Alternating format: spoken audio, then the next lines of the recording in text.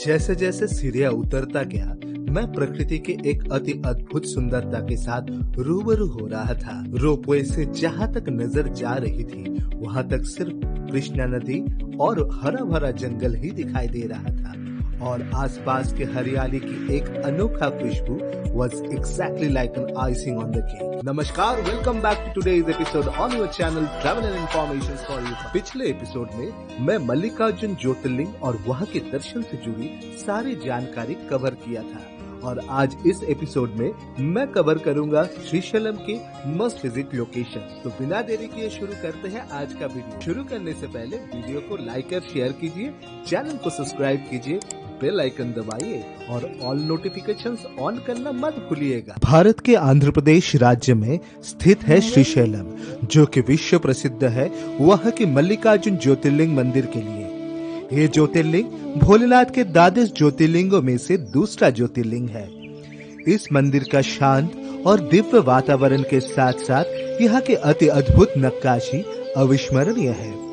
बाकी इस मंदिर दर्शन से रिलेटेड डिटेल्स जानने के लिए आप लोग मेरा पिछला वीडियो देखना मत भूलिएगा। लिंक आपको डिस्क्रिप्शन बॉक्स में मिल जाएगा।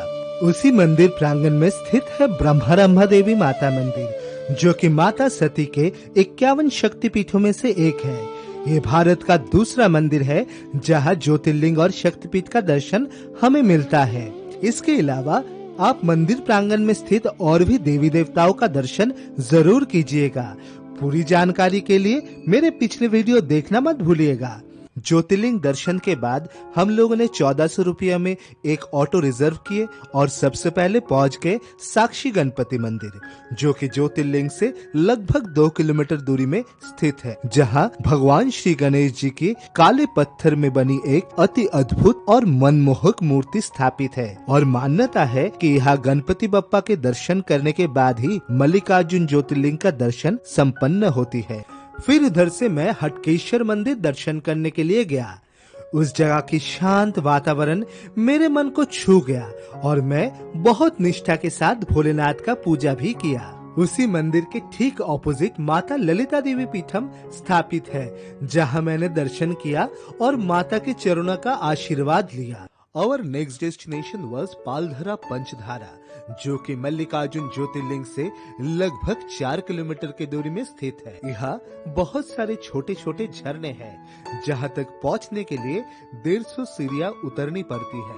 अपने प्राकृतिक जलधाराओं और झरनों के साथ ये जगह न ही केवल प्राकृतिक खूबसूरती का एक बेमिसाल उदाहरण है, बल्कि इस जगह का एक धार्मिक महत्व भी देखने को मिलता है।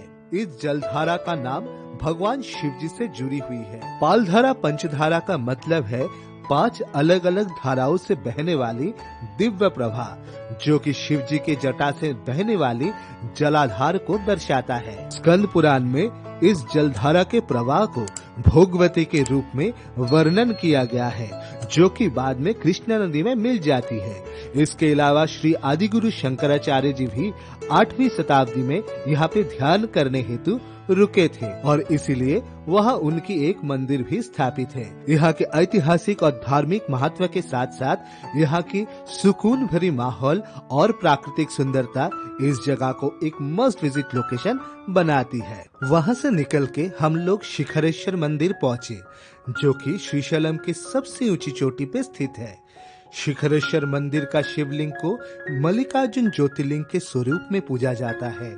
मंदिर के टॉप मोस्ट पॉइंट से मल्लिकार्जुन ज्योतिर्लिंग का शिखर को आप देख सकते हैं। पुराने जमाने में जब ट्रांसपोर्टेशन का व्यवस्था इतना उन्नत नहीं हुआ करता था, तब श्रद्धालु ज्योतिर्लिंग दर्शन यहाँ से ही करते थे। भोलेनाथ का आशीर्वाद लेके हम लोग पहुँच गए श्रीशैलम डैम व्यू पॉइंट, जहाँ से कृष्णा नदी के ऊपर निर्माण किया गया श्रीशैलम डैम का पैनोरामिक व्यू देखने को मिलता है। डैम के आसपास की हरियाली और surrounding hills peaceful and refreshing experience देती है। श्रीशैलम डैम बेसिकली एक मल्टीपर्पज डैम है for irrigation, power generation and water storage. ये डैम आंध्र प्रदेश और तेलंगाना की स्टेट बाउंड्री में स्थित है और दोनों राज्य के लिए बहुत ही इम्पोर्टेंट रिसोर्स है। प्रकृति के इस नायाब नगीने से रूबरू होके मन में एक अलग ही शांति का एहसास हुआ। वहाँ से निकल के हम लोग पहुँच गए लिंगालागट्टू।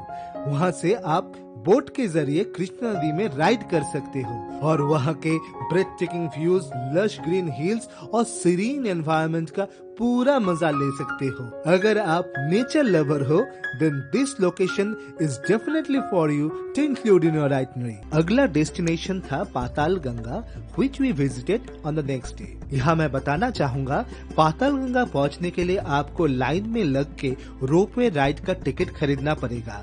उसी काउंटर से अक्का महादेवी केव्स दर्शन करने का टिकट भी आप ले सकते हो, लेकिन उसके लिए आपको सुबह 6 बजे से ही लाइन में लगना पड़ेगा क्योंकि हमें अक्का महादेवी गुफा दर्शन का बुकिंग के बारे में पता नहीं था।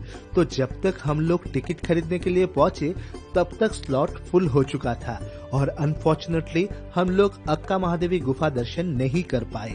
करीबन 30 मिनट लाइन में लग के हम लोगों ने पाताल गंगा के रोपवे का टिकट बुक किए। रोपवे आपको कृष्णा नदी के तट पर उतार देगा जहाँ से बाई बोट आपको पाताल गंगा का दर्शन करवाया जाता है। If you don't want to avail ropeway then आपको करीबन 500 सीढ़ियां नीचे उतरना पड़ेगा बोट पकड़ने के लिए। पाताल गंगा कृष्णा नदी में वो स्थान है जहाँ नदी तलहटी से बहती है और 850 फीट गहरा इस नदी के तल में नंदी महाराज का एक विशाल मूर्ति भी है। जितना ग्रीन नदी का पानी का कलर दिखने में लगता है उतना ही स्वच्छ और पवित्र वहाँ की पानी है और वहाँ की natural beauty was too mesmerising to express by words. करीबन 30 मिनट के बोटिंग के बाद हम लोग तट पर लौट आए और सीढ़ियों में बैठ के वहाँ की दिव्य और शांत वातावरण का आनंद उठाए।